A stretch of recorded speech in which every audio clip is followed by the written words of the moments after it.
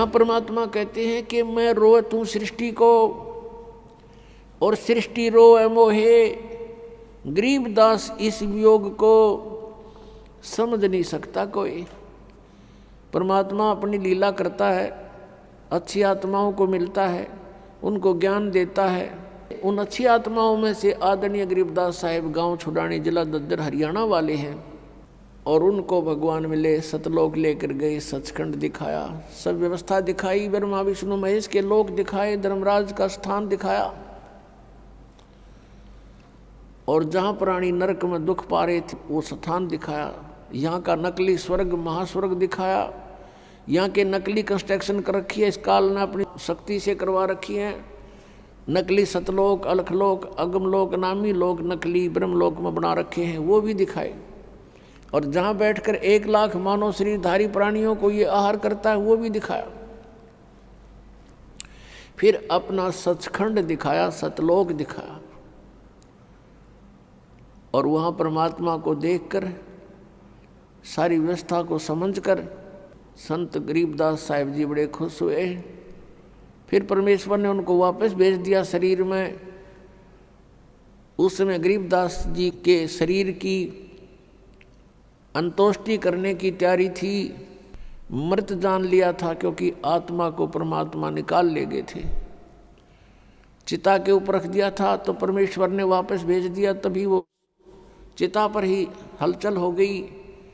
नीचे उतराए, उठकर चल पड़े, परमात्मा की आंखों देखे, उस व्यवस्था का गुणगान करने लगे अपनी अमृतवाणी में। परमेश्वर कबीर जी ने गरीबदास साहिब जी के आत्मा में, अंतःकरण में ये ज्ञान भर दिया था जो उन्होंने बाद में बोला। तो यहाँ बताया है कि मैं रोवत हूँ सृष्टि को, गरीबदास जी बता रहे हैं कबीर भगवान ऐसे बोला। और सृष्टि रोवे मोहे, गरीबदास इस वियोग को समझ नहीं सकता कोई। मैं तुम्हारे लिए भटक रहा हूँ, कबीर परमेश्वर जी कहते हैं, और तुम मुझे ना पहचान कर इस काल के दूतों से चिपके हुए हो, इस काल के ही भगवानों से तुम चिपके हुए हो, और मुझे नहीं पहचान रहे, और तुम मुझे खोज रहे हो, तुम मुझे ढूंढ रहे हो, लेकिन मुझ तक ना पहुंचकर इन काल के ही इन अवतारों तक तुम वहीं चिपके रहते हो, क्योंकि तुम्हें ज्ञान नहीं। अब मैं ज्ञान बताने आया हूँ, अब तुम सुनते नहीं। तो परमात्मा ने क्या बताया है, मानुष जन्म दुर्लभ है, मिले न बारंबार, तरवर से पत्ता टूट गिरे वो बहोर न लगता डार। राम रटत कन्या भली, साकेट बलो न पूते, छेरी के गल में गलथना, जिसमें दूध ना मूते। राम रटत दारी दर भलो, टूटी घर की छान, वो कंचन महल किस काम के, जहाँ भक्ति नहीं भगवान। राम रटत कोड़ी भलो, चू चू पड़े जो चाम, वो सुंदर शरीर किस काम का, जा मुख नहीं नाम।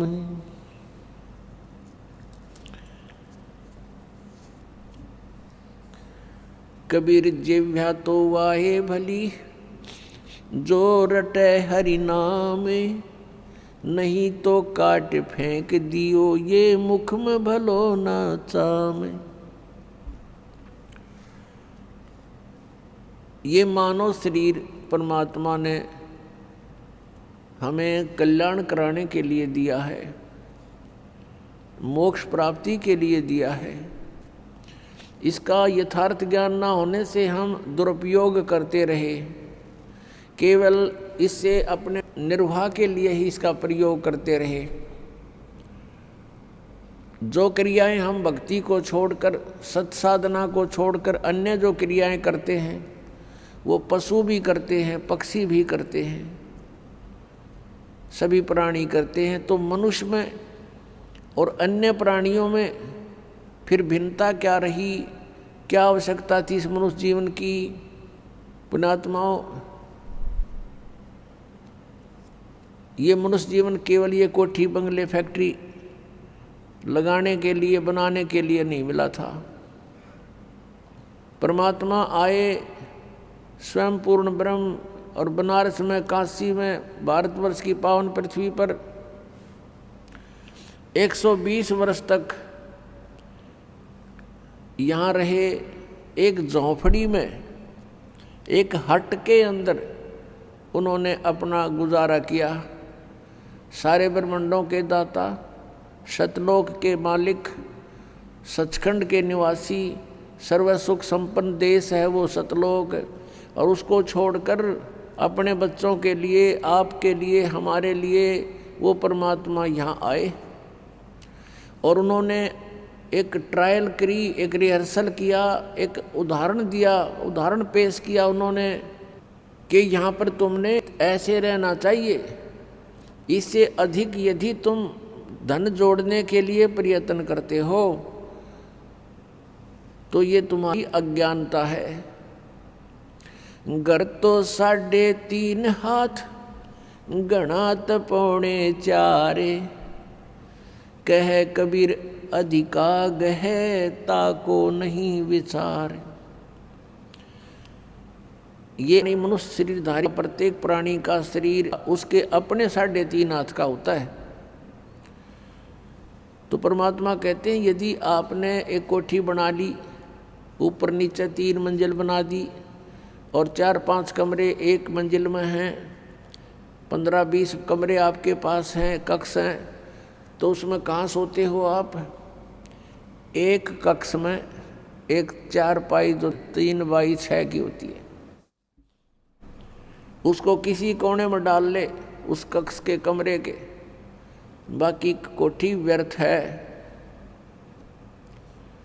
तो पुण्यात्माओं, हम जीव हैं, हम देखा देखी करते हैं गलतियां, और वो पीव थे सर्व संपन्न होते हुए भी कभी भी डगमग नहीं हुए, एक झोंपड़ी में आजीवन रहे।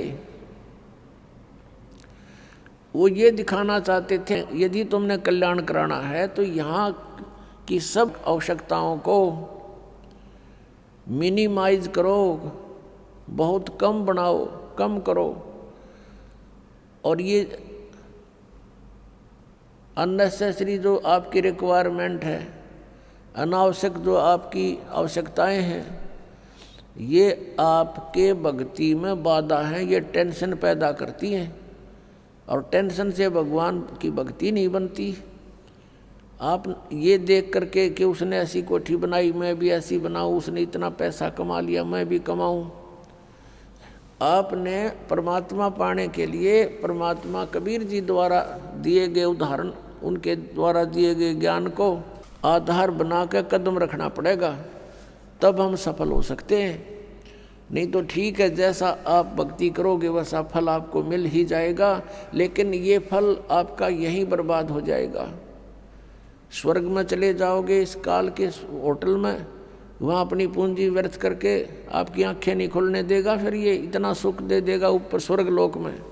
जिस झूठे सुख को आप सुख मानते हो, ये सुख स्वर्ग में सबसे ज़्यादा है। बकवादें करना, सुंदर सुंदर औरतें, शराब पीना, सारी सुविधाएं, काजू किस्मत, सेब संतरे, बड़े सलूट मारनी वहाँ नरे मिलेंगे, लेकिन वो होटल है, रेस्टोरेंट है, और वहाँ आपकी पूंजी व्यर्थ होती है। जो यहाँ आपने धन कमाया था वो वहाँ व्यर्थ करवा के फिर वहाँ से धक्के मार देंगे तुम्हारे, और फिर नरक में ठोक देगा।